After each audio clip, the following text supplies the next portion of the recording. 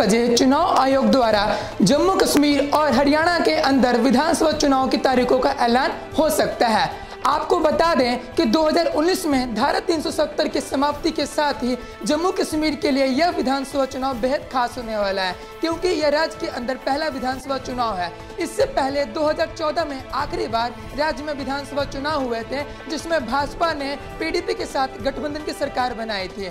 आपको इसके साथ एक और अहम बात बतानी जरूरी है कि अंतर्राष्ट्रीय मीडिया का भी नज़र जम्मू कश्मीर पर बना हुआ है। वहीं अगर हम बात करें हरियाणा की, तो हरियाणा के अंदर भी आज ही चुनाव का ऐलान हो सकता है और यह चुनाव अक्टूबर में हो सकता है। वहीं कई चरणों में चुनाव करवाए जा सकते हैं।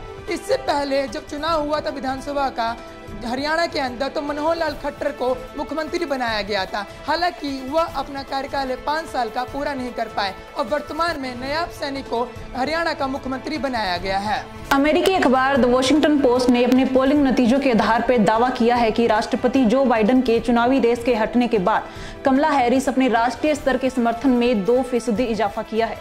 वे इस रेस में रविवार से काफी आगे चल रही हैं। उन्होंने ये भी कहा है कि कई राज्यों में ही डोनाल्ड ट्रंप को टक्कर दे सकती हैं और इसके साथ ही कॉलेजियन कमेटी में 270 वोट पाकर वे राष्ट्रपति पद के लिए उम्मीदवार घोषित हो सकती हैं। India is becoming Atmanirbhar Bharat in defense. The government aim is to promote India at global manufacturing hub. The PM Modi said we should focus on design in India and design in the world, and we will produce approximately 2 billion production in financial year. The Odisha government has declared a menstrual leave for working women of both public and private sector. The Deputy CM of Odisha has declared this announcement on the celebration of Independence Day. Now, the Odisha state is the third state after Kerala and Bihar to have the menstrual leave for the women. हर घर तिरंगा यात्रा से हर भारतीयों ने एक दूसरे से जोड़ा। तिरंगा यात्रा के दौरान सभी ने एक दूसरे से मिलकर स्वतंत्रता के बारे में बात की।